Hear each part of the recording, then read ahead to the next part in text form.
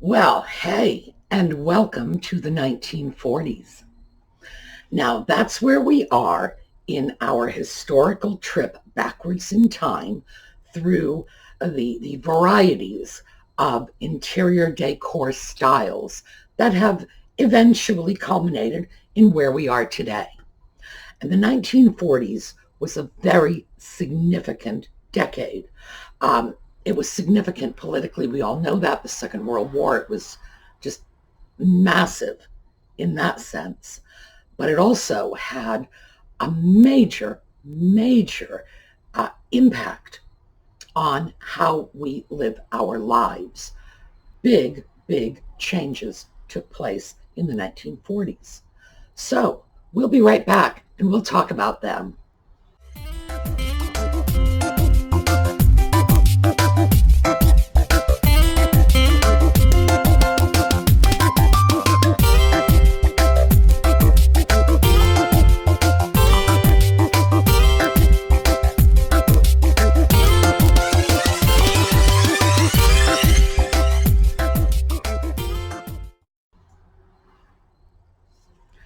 Okay, let's get into it. The 1940s, if you look at pictures of rooms from the 1940s, and I'm going to show you some, you are going to say, wait a minute, I'm not really seeing big differences here. And you said there were huge differences. There were. Um, and when you know what to look for, they're very easy to spot. So let's start by talking a little bit about the 1930s. And I know we're taking this in the opposite direction because we are going backwards in time.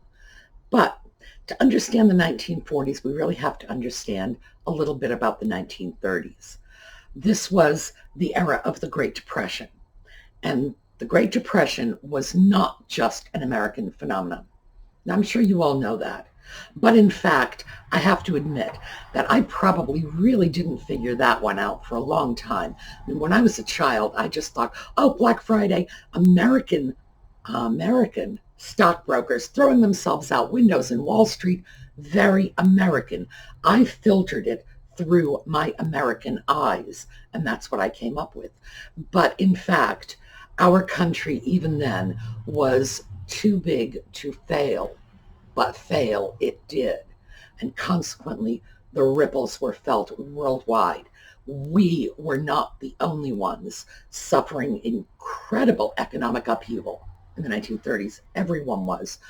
And we were actually fairly lucky because we were somewhat insulated from the incredible social and political upheavals in Europe, for example, because we were kept out of the Second World War until the 1940s. For the folks in Europe, it began in the 1930s. So while we were engaging in the war, entering the war in the early 1940s, things domestically were not changing. New furniture styles were not right at the forefront. And the reason for that is obvious. No one had any money to buy the furniture. It was an industry that was being rerouted to war production.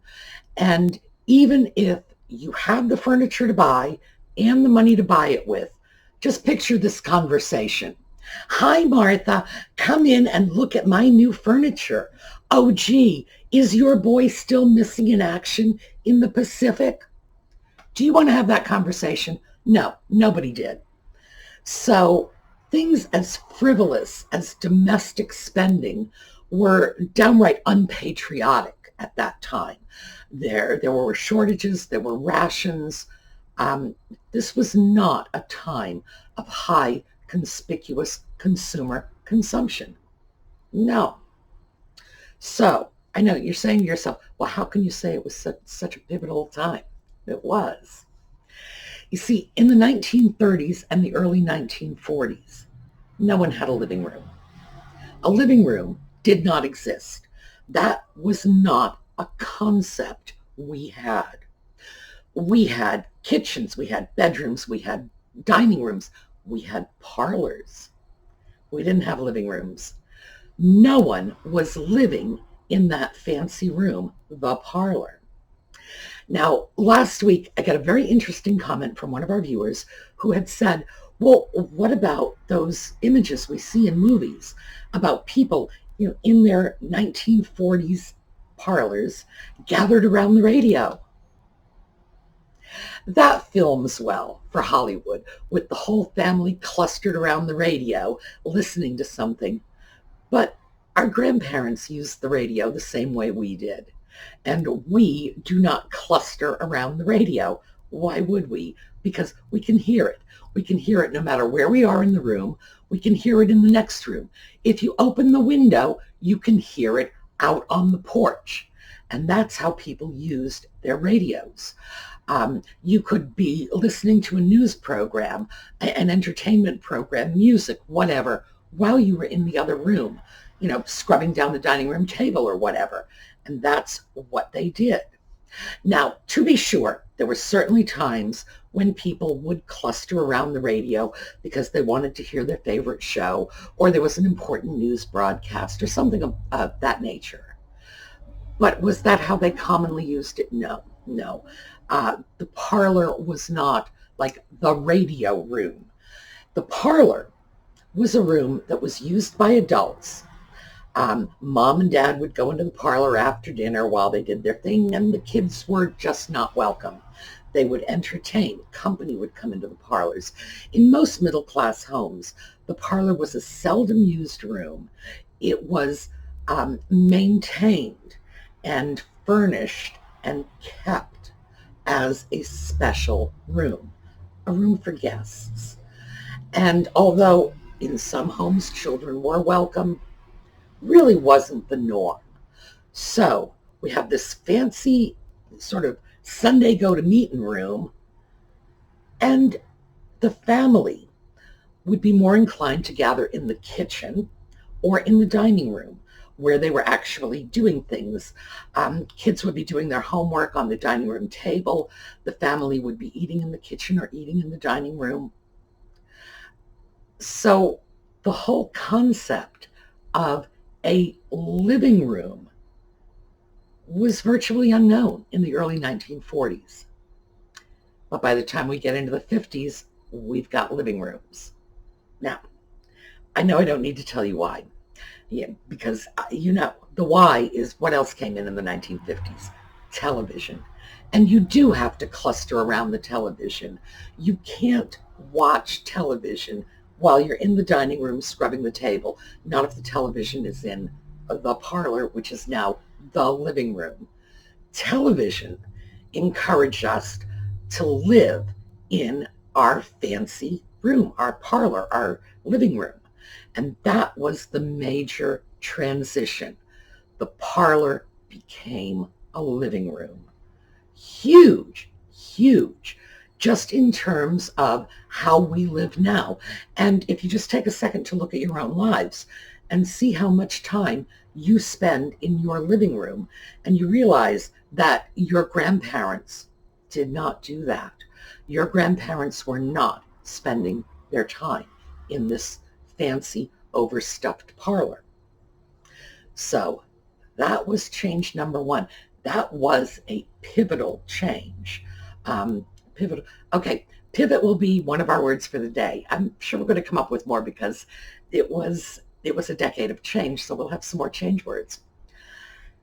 Pivot means to turn in place. It's not like you're walking and turning. It's like you stop dead and turn and go in a different direction. That's what happened to us. We were very lucky in the Second World War, and I know anybody who lost loved ones in the Second World War is going to say, good Lord, how can you say we are lucky? Well, the war was not fought on our shores. With the exception of Pearl Harbor, which was in fact a military target, we were preserved from the horror and the chaos that was actually taking place literally in the backyards of people in Europe. In England, in the cities, they would They were packing their children up, putting them on trains all by themselves and sending them off into the countryside so they were not killed in bombings. They were evacuating into subway stations. Uh, Theirs was a hard war. Ours was a war taking place somewhere else. What that meant to us as a society coming out of the war was our food production had not been compromised. Our industrial production had actually been strengthened. We did not have the same chaos and rubble to rebuild as people in Europe did. So the companies that were making tanks in 1944 were making automobiles in 1946. Um, our food production was right back on track. The fabrics that had been used to make military uniforms were now used to make ladies' dresses. And one of the things that if you follow vintage fashions, one of the things you will notice very quickly is skirt lengths dropped considerably in the 1950s because we had more fabric and by golly, we were going to use it. So we came out of the war in a very, very good position, especially compared to the position of our allies and, of course, the opposing powers. Well, their situation was much, much worse because they lost, I mean, on top of everything else. So that whole political, social event that was the war had a major impact on our lives. American men came home from the service to a booming economy. American women left the factories and left their work in the war production and went home to a country that was very prosperous, where home ownership was on the rise. And the first thing these men and women did when they got back together again was made babies, which is what men and women have done since the dawn of time when there's been a separation. So we were sitting pretty. Rest of the world, not quite so lucky. So that was how we ended up with this new trend of living room. Television was a major, major factor in that. So let's start by taking a look at some 1940s room pictures.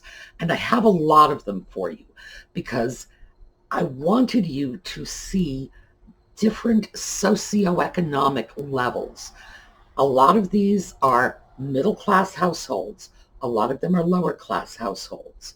I want you to see what their living room was like in the 1940s. And I want you to make special note. Notice the things you see in those rooms that you no longer see. And notice the thing that you don't see. Here we go.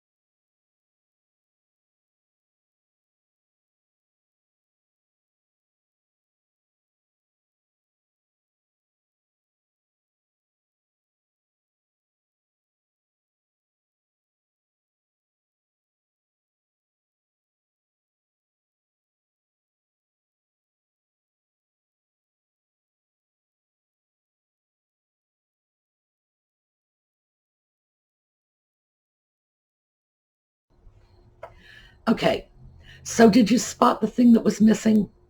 Because this is another major change. The coffee table. No coffee tables. Now, the coffee table has a very interesting history, and I'm not going to spend a lot of time on it because it's an interesting history, but it's not well documented.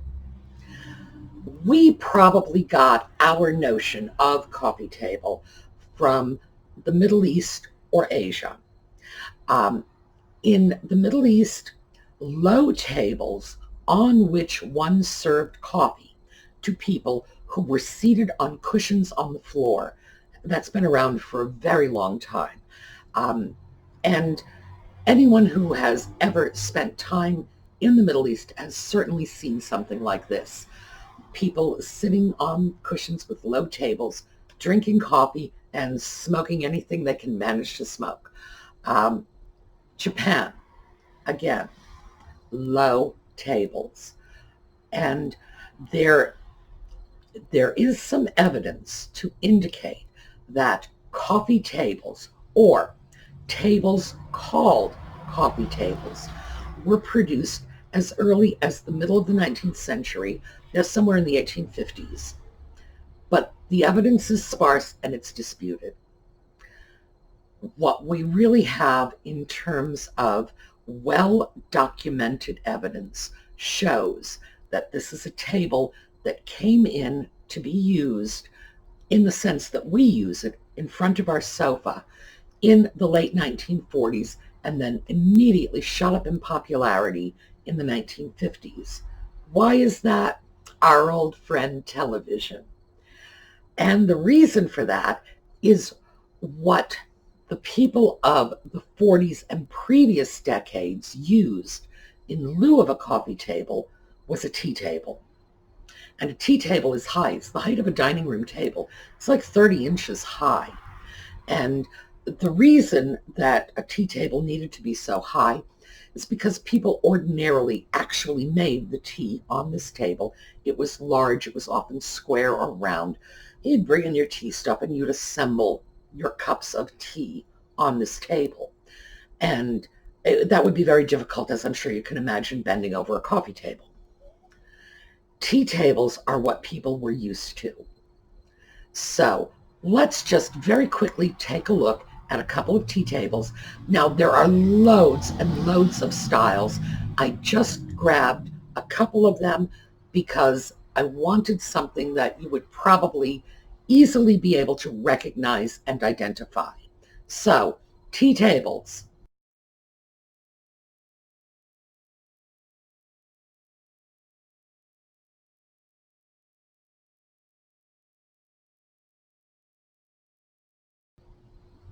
Okay, so we got our tea tables.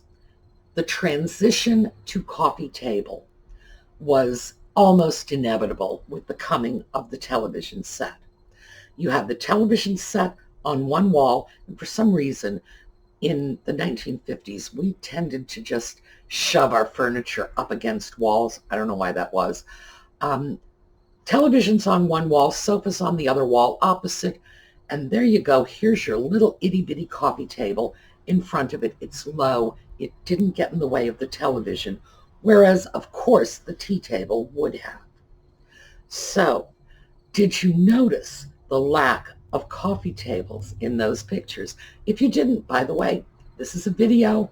Just spin it back and take a look again. The coffee table is nowhere to be seen.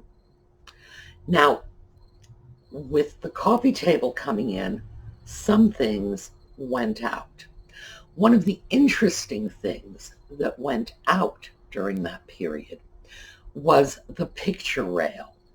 Now, this is a piece of molding, and I'll show you a piece of molding and a picture rail hook that goes on in a second.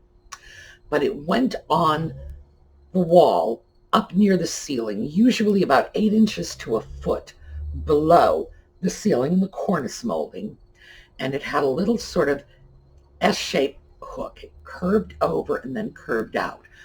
The top part of the S hooked over the molding, and the bottom part held the cord on which the picture was hung. So let's take a look at picture frame.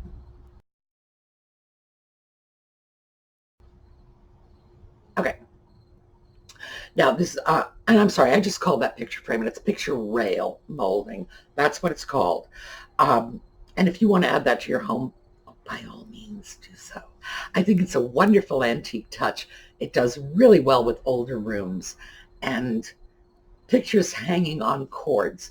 My goodness, nothing says antique as much as a picture hanging on a beautiful braided cord. That was how they hung their pictures. And of course, you saw the picture hook that went on, the special hooks that were designed, to hold your paintings. That went out during this period. And people simply started putting nails in their walls and hanging their pictures from nails. I can't say I really know why that happened. I do know that picture rail moldings and heavy ornate cornices in general were just, at this point, they were considered antique in the 1940s. They were not part of the streamlined modern 1950s living room, and that alone could be sufficient reason for them to have passed away. The downside, they were dust catchers. If you've ever tried to dust a nice braided cord, you know what I mean. And so that's something.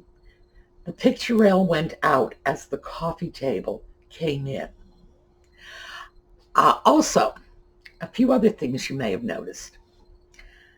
Sofas, and we talked about this briefly before. Sofas were not anywhere near as ubiquitous as they are today. And that was one of our words from last week, ubiquitous, everywhere. Everywhere. You go into a house, you see a sofa. Now, very often there were just a collection of chairs. Sometimes there would be a sofa. Sometimes there would be a love seat or a settee, a double wide chair in effect. And I wonder if you noticed the other thing that you would see in the 1940s, and you'll see it again in the 30s, and that is the antimacassar. I know, what's an antimacassar, Sue? You know those little doilies that you put on the backs of chairs? And very often you'll put them on the arms of chairs as well. That is an antimacassar. And that is going to be our word of the day. Well, one of our words of the day. We already had one. Macassar was a brand of hair tonic that was popular in the Victorian era. So an antimacassar was the doily that protected your chair from staining from that hair oil. And people realized that it not only protected your chair from hair oil staining, but it protected it from wear. So you throw the antimacassar on, and if that area is a little worn, well, suddenly it's hidden by a fancy doily. And you throw them over the arms because the arms were high wear spots as well. And suddenly you're not seeing the wear anymore. Or you get a brand new chair and you put the antimacassars on, and it prevents the wear. And I wonder if you also noticed, and you can see this in at least 2 or 3 of those pictures, the chair cushions had been recovered in fabric that did not match the rest of the chairs. It's not that they were designed this way. Initially, those chairs had been completely covered all in the same fabric. But again, remember, war shortages, material shortages, coming out of the Depression, money was scarce. People did not have the resources to simply go off and buy new furniture or to have their old worn furniture reupholstered. So the seat cushions, which were taking the heavy wear, would be recovered in another fabric. Often it was a completely different color. And I believe the pictures in which I showed seat cushions like this, I believe they were all black and white, but you can tell they were different colors, different prints. So that's another thing. And I guess finally there was one picture and I left it up. It was the last picture. And usually when I do these sets of pictures, I leave them for 3 seconds. So it'll be 3 seconds, 3 seconds, 3 seconds. The last one I left up for 6 seconds. I wonder if you noticed why. Did you see that bed in the final picture? And that was a picture of a bedroom sitting room combination. Did you notice the headboard of that bed where the pillows were was not up against the wall? That did not become standard until the 1950s. Prior to that, you could put your bed anywhere you wanted to. You could stick it literally right out in the middle of the floor if you wanted to do that, or up against a wall, and the side would be against the wall instead of the headboard or even the footboard. It didn't become carved in stone. And how did that happen? Okay, you know the answer. Television. When we were watching television programs, they were telling us how to decorate our houses. And when they had that headboard slam up against the wall, which, by the way, is a concession to the ease of filming, like the family gathered around the radio, it just makes for a better film shot to have the headboard up against the wall. The family gathered around the radio, better film shot than trying to capture the whole family, running around the house doing whatever when there's a major announcement coming over the wireless, etc. Movie makers decided that one for us. So that was another interesting development. And in the 1940s, in that decade, people told us how to live. Before then, you had a lot of freedom. If you wanted to throw a couple of easy chairs into the dining room and put the radio in there because that's where your family gathered, that's what you did. And nobody thought it was odd or strange. It wasn't until, Ozzie and Harriet and Leave It to Beaver and all the rest of those shows came out and everybody saw the living room that people decided this was how they had to live. Well, if it's good enough for Ozzie and Harriet, right? So, 40s, major decade of change, even though it was very, very hard for us to see that at the time. Okay, now, I know last time I said we'll get out of here in less than 30 minutes, and I didn't make it. And I tried, but I'm sure we're going to do it this time. Now, winner of our Toyo Koi Japanese platter, 1950s, that was donated by Kelly Williams, and our winner is What a Nightmare. I know, that's her YouTube name, What a Nightmare. All right, so this is actually What a Dream Come True, not What a Nightmare. Steampunk necklace for lilacs, F-O-O-R, not F-O-U-R. All right, I'm going to post these winners. Get in touch. I'll make sure that we get your information, get your prizes out to you.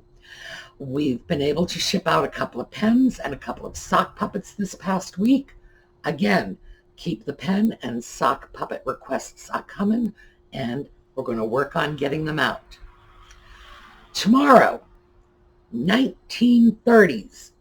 One of the things that I discovered looking for images from the 1930s and the 1920s was so very many of them were from ads for household appliances.